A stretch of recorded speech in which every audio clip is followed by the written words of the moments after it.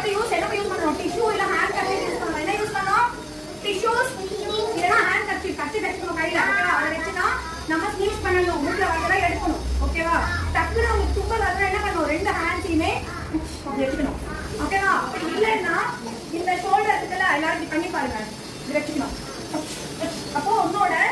cough வந்து ஒன்கிட்ட இருக்கும் மத்தவங்களுக்கு ஸ்ப்ரெட் ஆகாது புரியுதா நான் வந்து தெரியாம பாருங்க அப்படியே தும்முறேன்னா